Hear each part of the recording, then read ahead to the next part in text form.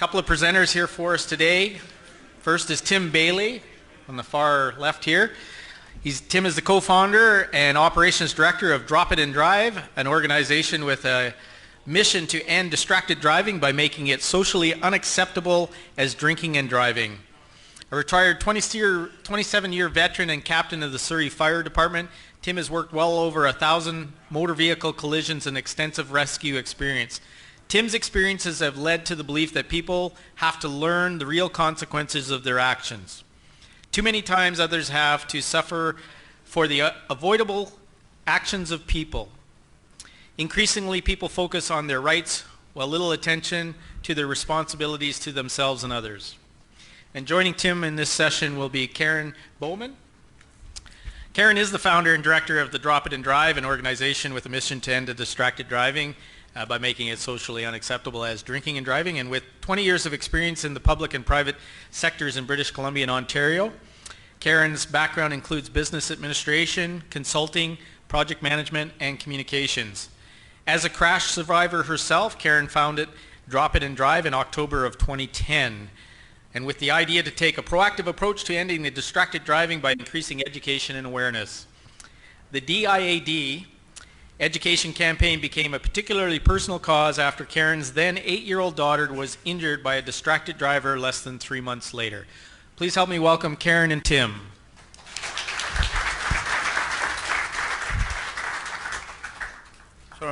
There we go.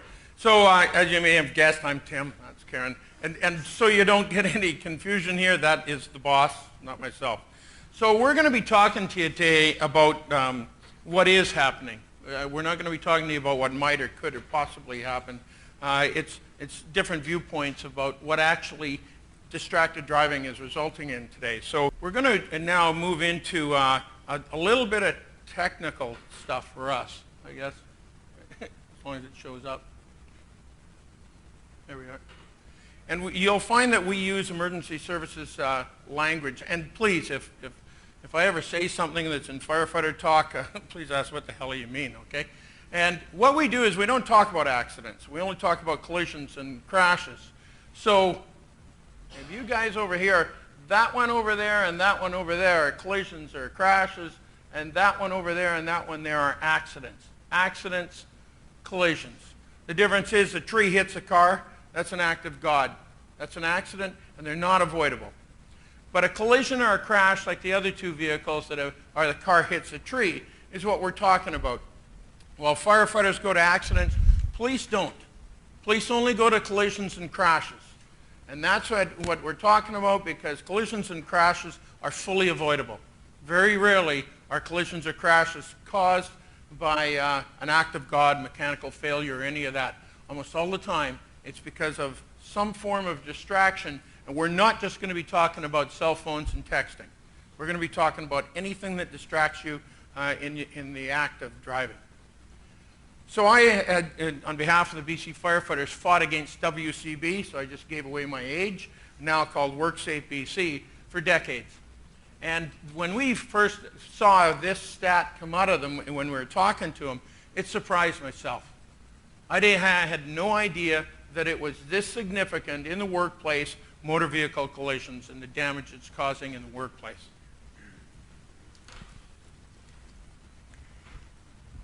So what we're trying to do here today is typically when we go into a company, we do a 2.5 to 3 hour seminar. Everything's customized to the individual company, and we're trying to take that 2.5 to 3 hour seminar and crunch it down to about 45 minutes here. So we are going to crunch through a few things fairly quickly.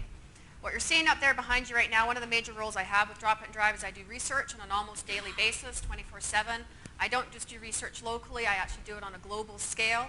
Road safety, our road collisions are a huge cause of preventable injuries and crashes across the world.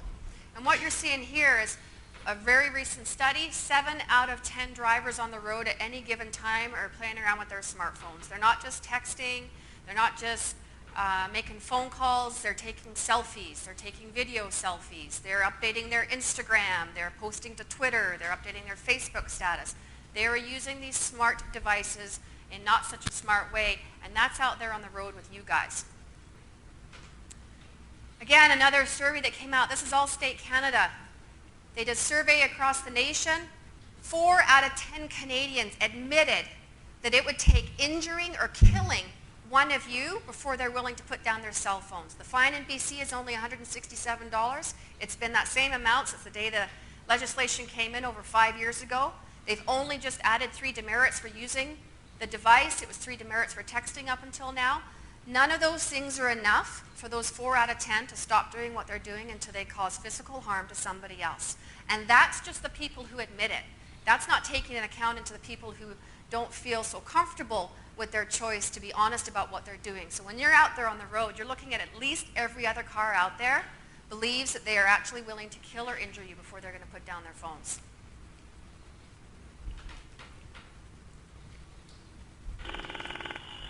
So that's my Kylie, 8 years old. When I first started this program, I came at it from the position of being a 2-time crash survivor. The first crash I was in, I was going through a green light in an intersection. The vehicle going the other way was going through a red light. T-boned me significantly. I don't remember too much of that collision until I woke up in the hospital. Some of what you're going to hear Tim talk about, I have been through. A year later, I was driving down the road, paying attention, minding my own business. There were some side roads that would come into the road. And out of the blue, a driver came out of the side road and T-boned me as if I wasn't even there. That particular collision, although not as serious, had an impact on me that I didn't really recognize the importance of at the time. The driver got out of the car. He was probably in his 60s, maybe his early 70s, and was beside himself.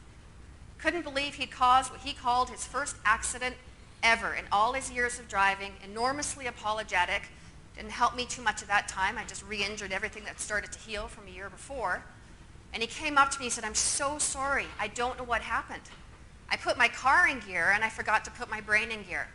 And at the time I didn't realize the significance of that. But now that I know what I do know after having researched the impact of cognitive distraction, I understand what that means. Have you ever driven from point A to point B and you don't quite remember everything that happened in between? It's so easy and it's so insidious. And one of the big problems and the challenges with cognitive distraction is you don't know what you're not seeing until it's too late. So when I got started with this program, I got started coming from a position of personal knowledge of what it's like to be in a crash. And I don't believe people are going to change behavior based on seeing statistics. There might be a small percentage of people where numbers actually impact them. For the most part, if you're going to change behavior, you've got to get people to care about it. So I partnered with Tim with the fire services. He spent 27 years literally picking up the pieces after stuff like this. And Corporal Brian Federchuk, who can't be with us today, with the Surrey RCMP Traffic Division, he's a collision analyst. And we put together a program that we really felt pretty confident that we'd be able to share some science and some stories in a way that would get people to care enough about what they were doing that for the high schools we go into, they're not going to develop the bad habits. And for the adult audiences they get to, they're going to start rethinking the choices they're making behind the wheel. And that's going to keep the kids and my husband safe, who's on the road all the time. It's going to keep the people I care about in my community safe. So on January 5th, 2011, we had 3 seminars under our belt in the previous fall. And Kylie was supposed to be driven home from school that day by a friend. So when I answered the phone that day at home, all I was expecting to hear was my friend letting me know they were about to leave school after the after-school activity and they'd be home in about 20 minutes. But what I didn't expect, when I grabbed the phone and I hit that talk button before I even got the handset to my ear, was to hear hysterical, full-volume screaming, "We've been hit, oh my God, we've been hit." And she just kept saying it over and over again, but it wasn't Kylie talking. It was my friend's teenage daughter. But I knew Kylie was in that car. And to this day, I don't know if I was standing or sitting when I got that phone call. I do know that in maybe a half a second, what went through my brain was, this is not happening. Long story short, she did survive that crash, and as you can see, though, it wasn't without injury. She got put in that hard plastic neck brace right away. My husband and I spent the night in emergency with her being examined by a team of doctors. They were so concerned about the amount of swelling in her neck and the symptoms that she was having in her extremities, the loss of sensation. They had to take a particular type of x-ray. I'm not a doctor, I don't remember what it was called, but they couldn't position her neck to take that x-ray because of the swelling in her neck. So they pulled my husband and I aside and they said she's going to have to wear that neck brace for at least the next 3 weeks. She cannot take it off to have a bath. She cannot take it off to try and sleep. She cannot take it off just because it's uncomfortable, because we don't know what's going on. And if she moves the wrong way, don't let her run around. Be careful with what she's doing. We don't know what her future is going to be like. If that neck brace comes off, or if she gets a trip or a fall, she could end up with permanent damage. Well, she's 13 years old now, and she's still dealing with post-traumatic stress disorder that she was diagnosed with from the trauma of the crash. She suffered a concussion in the crash, and even though she was sitting in her little booster seat with her shoulder and her lap belt on, as you well know, your head isn't restrained in a vehicle. So when they got hit from behind on the highway, her head flipped forward and back with enough force that her brain bounced off the inside of the front of her skull. And this area of your brain, I've since learned, is where you manage short-term memory. So she suffers from short-term memory loss. What does that mean? Well, to an 8-year-old, what that meant was when she got up in the morning, her dad and I had to leave sticky notes in her bedroom and on the bathroom window so she would remember what you would do when you get up in the morning. You go to the bathroom, you have a shower, you brush your hair, you dry your hair. When you get dressed, you put on both socks. She has worked her butt off for over the last 4 years to literally remap her brain to overcome that short-term memory loss from that collision. She's in pain all the time. She's never not in pain. It's the last thing she knows when she goes to sleep at night, and it's the first thing she's aware of when she wakes up in the morning. And it's her reality because someone wasn't doing their job. I get asked all the time about the woman that drove into the back of the car my girl was sitting in. Well, was she on her phone? Because apparently that's the only distraction we need to worry about. The law in BC applies to handheld electronic devices. I don't care. I couldn't care less whether this woman was on the phone. I don't care if she chose that moment to fix her lipstick, or if something in the back seat was suddenly really important to reach for. It was 4 o'clock in the afternoon in Lower Mainland in January, so there's no snow. It was a straight road. My friend was sitting at a light that had just turned green. She didn't even have time to take her foot off the brake and apply the accelerator before this woman drove into the back of them as if they weren't even there, with enough force that the vehicle she was driving was a complete write-off. So I don't care what she was doing, I care what she wasn't doing. If she had just been doing her job, if her hands had been on the wheel, her eyes had been looking where she was going, and her brain had been on driving, Kylie would still be riding motorbike. She'd still be fearless. She's not fearless anymore. She went from doing anything and everything, extreme mountain biking with her dad, to being too scared to go upstairs by herself and brush her teeth. This is the top 10 reasons for fatals in distracted driving related collisions. And you'll notice, you guys can read through them fairly quickly, what's not number one? With all the years of research I've done on this program, even I was surprised. I would have bet money on the fact that texting while driving would be the number one reason for fatals, and it's not. It's daydreaming. It's something you can't write a policy about. You can't ticket it. You can't easily identify it. It's something you have to be aware of yourself. And that's why distracted driving isn't a technology-based challenge. It's a behavioral and societal challenge. It's taking people away from the illusion of multitasking while they're driving, being productive while they're driving, and going back to the most productive thing you can do is make it safely to your location and not take out anybody else along the way.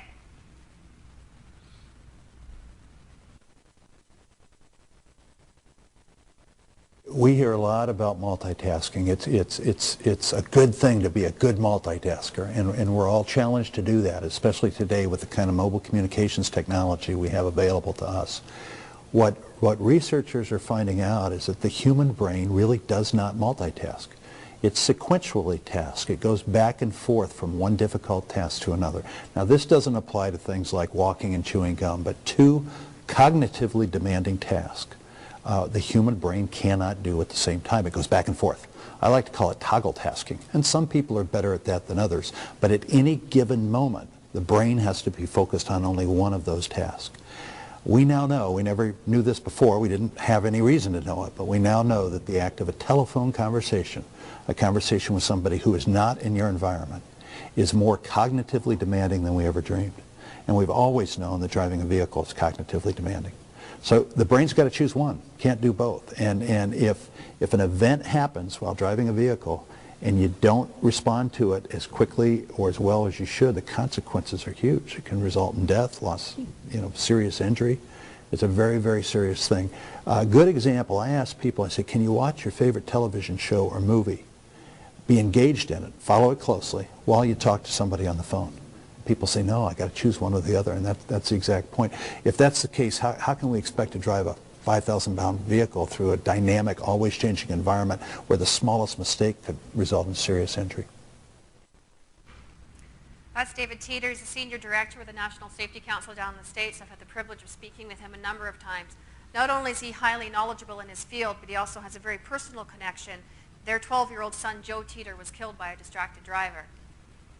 So how does this cognitive distraction work when you're on a phone, be it handheld or hands-free? Let's put this in perspective. This young 22-year-old is on the phone with her dad. She's got one hand on the phone. She's got one hand on the steering wheel. She's looking through the windshield where she's going.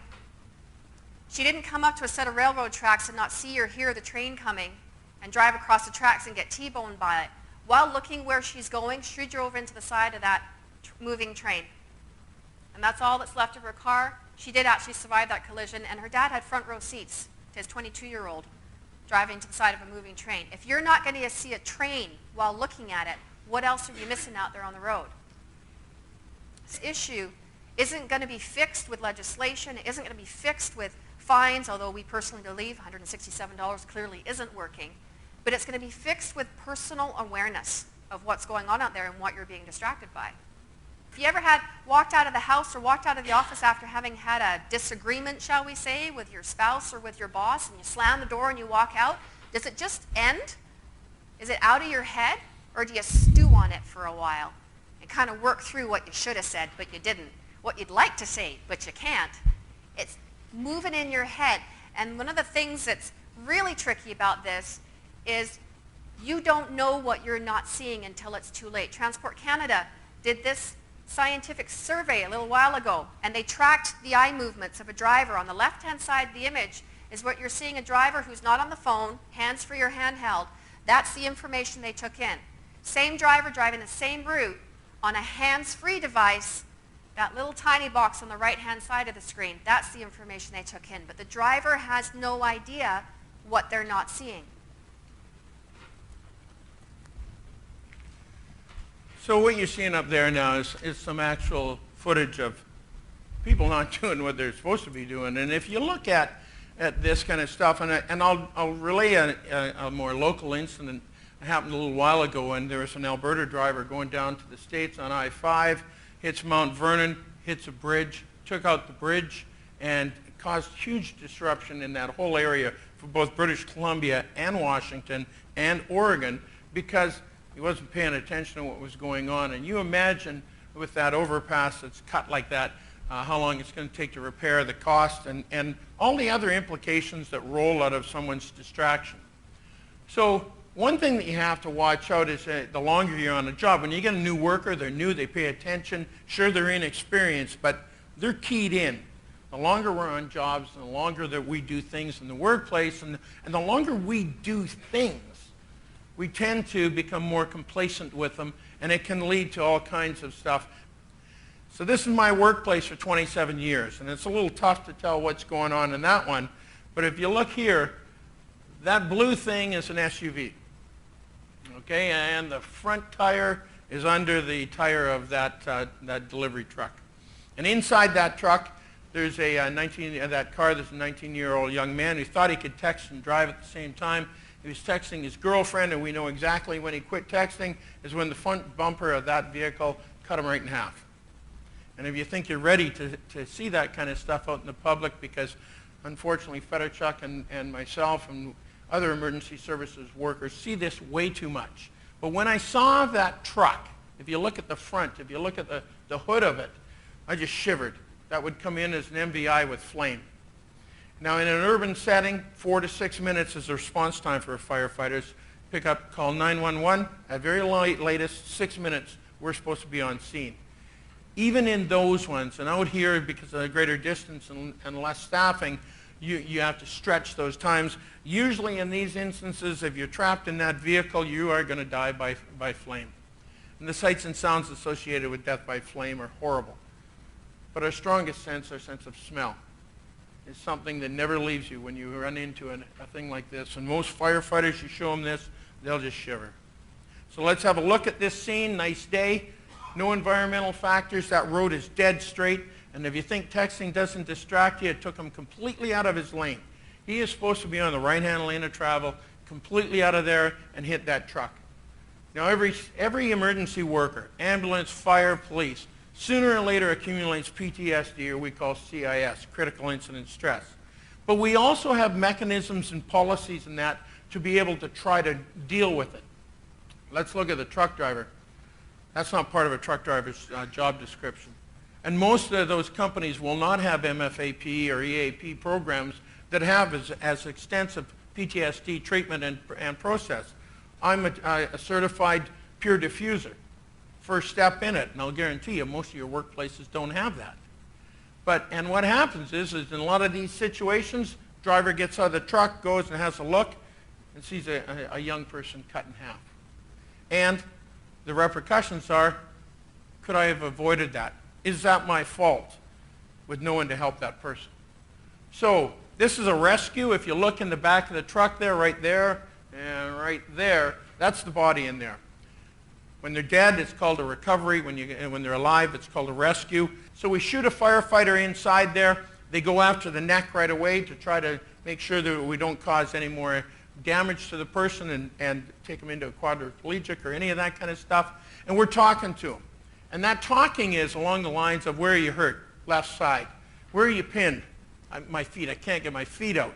And we're also assessing the LOC, the level of consciousness. We're checking out what we can figure out on the medical diagnosis. And we're talking loud so the people outside can start to strategize. And what you actually do is you peel that vehicle away from the person. That's your technique. And it's a horrible place. There's no such thing as a hero in that situation. I don't care how big and tough you are. You're going to be hurt and you're going to be scared, and it's just going to get worse. We then throw a metal blanket over you to protect you mainly from glass and the extrication, and you are going to panic. You're going to be claustrophobic. So we have to calm you down, keep checking this out. But these situations are a horrible place for firefighters too. Because underneath that blanket, we're always talking, we're trying to distract, and we're trying to monitor the situation. And when you're banged up like this and you're crushed by the vehicle, a thing called crush syndrome comes into effect. And if I'm hanging onto your neck and that, and I see that you probably have crush syndrome, the odds are saying that the second that they release the pressure on the body, that person's going to die in my hands. Because when you smash all the organs, you release pressure, and then it floods and toxemia and all those things. And when this happens, sometimes in extreme examples, if you go on our website, you'll see that first video goes in, and you'll see a young lady is pinned in a mock-up. They'll actually bring the family there to say goodbye, because when they release the pressure, the person's going to die. So underneath there also we have horrible discussions. I'm talking all the time, and when people like yourselves try to look me in the eye and say, tell my wife I love her, tell my husband I love him, that means they're giving me their last words, and I'm going to pass that on to the poor cop, and the cop's going to include that in their NOK. So driver and passenger responsibilities, pretty simple. When you're driving, what do? Drive. Just drive. If there's a passenger in the vehicle with you, you are responsible for their safety as well. Driving is not a right, it's a privilege. You being safe and arriving at your destination safely, you have a right to that. So we encourage you, if you're the passenger and your driver's doing something that's putting you at risk, and don't forget, in a collision, a fatal collision, it's only 1/3 of the time that the driver dies. 2/3 of the time it's the passenger or somebody outside the vehicle, a pedestrian or someone else in the vehicle. Often when we travel, sometimes I have to go somewhere by myself. I grab a taxi cab. Every now and then a cab driver is so foolish, not realizing who he has in the car, to start pulling out his phone and start using it while he's driving with me in the car. I have no problem opening up my mouth and saying something. It's not always well received, but I don't care, because my life is at risk because of their choice. So there's driver responsibilities and passenger responsibilities. Be the designated texter. Be the one who's keeping an eye on your driver. If they're showing signs of fatigue, don't feel uncomfortable. Speak up and say something. It could literally save your life. So that about wraps it up for us. Thank you very much. Like I said before, we encourage you, one of the places to start is simply just say something. You have to choose to make it home safe today. It's not just about what other people are doing, it's what you're doing as well. Thank you very much.